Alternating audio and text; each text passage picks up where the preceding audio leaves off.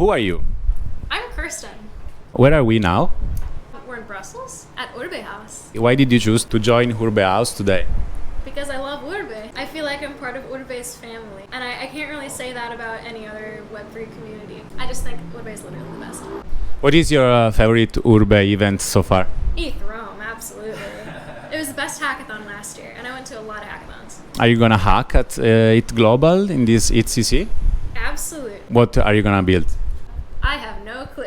I wasn't 100% sure if I was going to hack seriously, so I signed up for the hackathon, but basically last year I did way too many hackathons. I did 10 hackathons and then I got a bit burnt out, but I haven't done a hackathon for 6 months, so I think I'm ready to go again, and I decided yesterday to do a team with two of my friends. Shout out to Yash and Polish Daniel. Love you guys. We're gonna figure out a few hours before the hackathon what we're gonna build. So you have two teammates, right? How did you meet them? So I'll tell you the story of how Daniel and I met. It was 2 a.m. at ETH Berlin. I needed to stay awake, so I started playing really, really loud music, Polish rap, all rocking out. This guy comes up to me from the other room because he heard it, and he was like, "Are you Polish?" And I was like, "No." And he's like, "How do you know this song? No one knows this song." And I'm like, I guess it came up on a Hungarian playlist that I listen to because I'm Hungarian. Yeah, we became friends, and turns out he was actually building something in the talent space, and I'm building stuff in the talent space. So, and Yash, I met him at ETH Lisbon. He came up to me randomly and was like, "Are you Kirsten?" "Yes." "And who are you?" And he's like, "Christina told me to talk to you." "Who is Christina?" I met Christina a year later. And then Yash has been an open source contributor for Talentner for a while. How did you get into Web3 and why? I basically had an early career working in politics, nonprofits that were advocating for small governments and stuff like that. I remember there was this one meetup where there was this guy sitting in a corner, and he was like, "You want to see how I can trade crypto on my Raspberry Pi?" "Absolutely I do." And I'm like, "Damn, this crypto thing is for crazy people," because he was very, very wild. And that was 2016. I didn't really realize the power of it until I realized you can build software on blockchains. In 2018, when I was working on a data infrastructure startup, and I was like, wait a minute, we can build basically we can store data in a way that can't be corrupted, that can't be taken down, that can exist forever, and that is verifiable and provable by anyone everywhere, anywhere. And that was just completely revolutionary. So I started going to meetups, and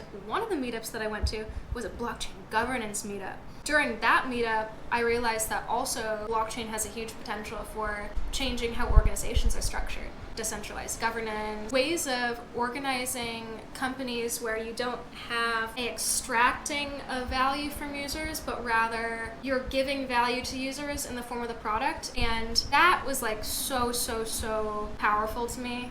And I decided I need to just drop everything and do whatever blockchain governance is. So I went up to the speaker and I was like, "Can I help you with anything? Can I work with you on anything?" And he was like, "Yeah, I'm starting an IEEE working group." I dropped everything and started doing the blockchain governance research, and then eventually making money on consulting and stuff like that. And then I got into founding stuff in the space. Yeah. What are you working on right now? When I decided I didn't want to work in politics anymore, I wanted to get into tech and startups. I was like, okay, in order to do this, I need to be able to make enough money to sustain my life working on startups. How do I do that? I guess I'm gonna have to teach myself to code. So I taught myself to code. So I went on freelance marketplaces. I was able to get my first work there. And over time, I was able to build up a reputation as a developer, which meant that I was getting decent work. But in the end, these platforms come at a big cost as well, that you start to realize the more you go on in your career. Every single time you do a transaction, they're taking 20% of your pay. And you're basically trapped on that platform that you start your career on, because you have all of your reviews there. If you all of a sudden start using a different platform, then you basically lose all of that. You have to start from scratch. And this is why a lot of developers and a lot of people just decide to stop using freelance platforms once they've built up enough of a personal network of clients. Because a lot of people leave freelance platforms, it means the best developers out there actually aren't even on the platforms. So we are trying to solve this problem. What we're building is a tool for freelancers to be able to grow a reputation that's verifiable, and be able to like get discovered by clients without having to pay a cut of their salary. Basically, this platform, it's called Review. It's launching very soon. We're currently like in a closed beta with like 50 users, but we're going to be onboarding a lot more soon. Do you want to say the name? It's called Review. Do you want to repeat slowly? Review. And what is your role in this project? I'm a founder. We have, 3 other people on our team. Shout out to Quentin and Pranav and Wilma, my co-founder. So they're coding now. I'm out here networking. So I'm here trying to basically build partnerships for onboarding. So talking to coding boot camps, other hiring organizations like university clubs, etc. Trying to find people that are looking for their first opportunities. We're trying to initially target people that are, existing developers that want to get into Web3, want to get their first work. Because it's super, super hard for people that don't have industry connections to get hired. In Web3, a lot of stuff's happening based on word of mouth, especially if you're dealing with like Solidity development and more sensitive smart contract development.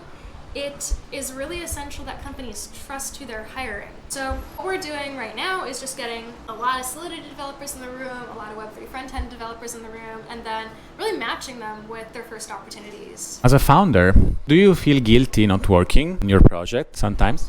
I used to, but now I'm trying to be a bit more balanced because I realize that you'll just burn out if you don't ever do other things.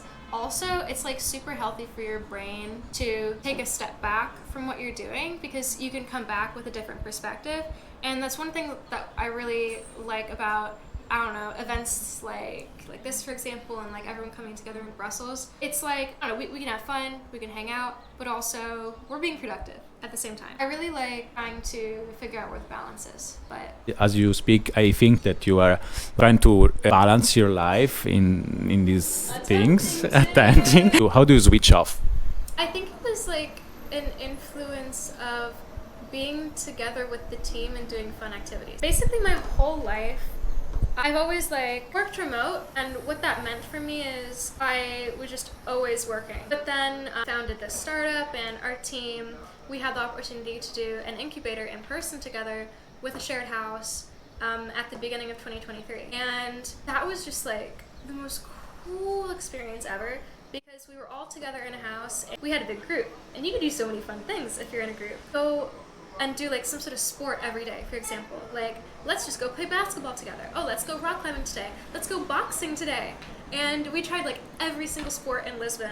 That really made me realize that you can have such more of a fresh perspective and a healthy lifestyle if you're taking some time to do these other things. And I think most founders that I talk to that have survived more than a few years have decided that they're they're going to prioritize also exercising, also reading, also doing this thing or that thing, and keeping a relationship. You see a lot of founders that they get to success stage, but they've burned every relationship and they don't talk to their family. What kind of life is that? What are you really shooting for?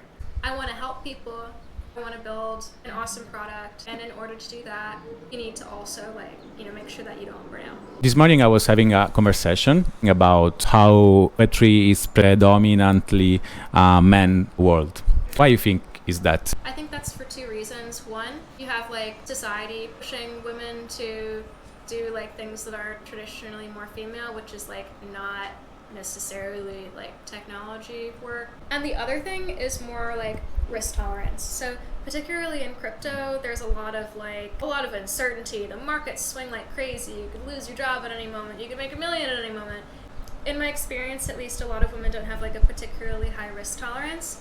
The women that I do know in the space are abnormally high risk tolerance. You think there is a way to bring more women in the space? Yeah. I was going to sort of describe how my experience has changed based on how I've seen events change over time. So basically, when I first got into the space, the events that I was going to would literally have strippers serving drinks. And we wonder why there's only one woman in the room and it's the stripper. You have a bunch of old investor guys ogling a lady in the corner. Why do you need that in your life? And I've seen a big change in first of all, quantity of women attending events, and then second of all, I guess, just there being less cringe experiences set up by event hosts when they're catering to only men. Particularly this year, I've been really happy with everything Barachain's doing. Barachain Baddies. It's my Barachain Baddie bracelet. I think it's best to just treat everyone equally.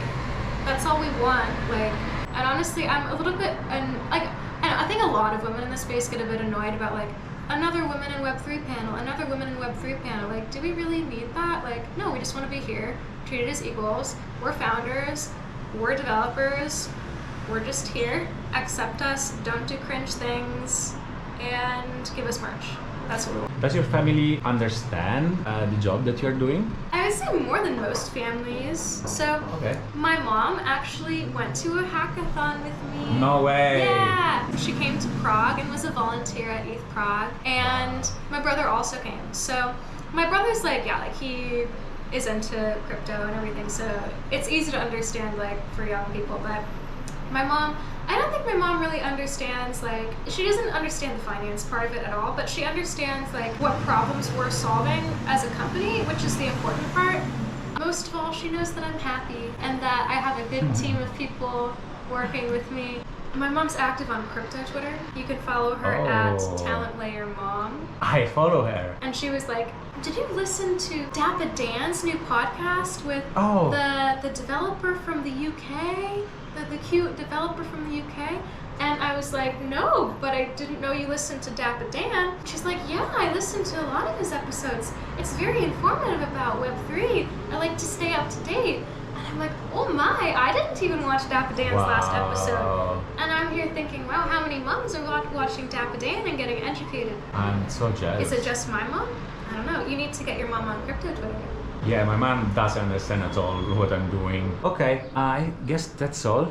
Thank you very much. Yeah, thank you guys. Bye-bye.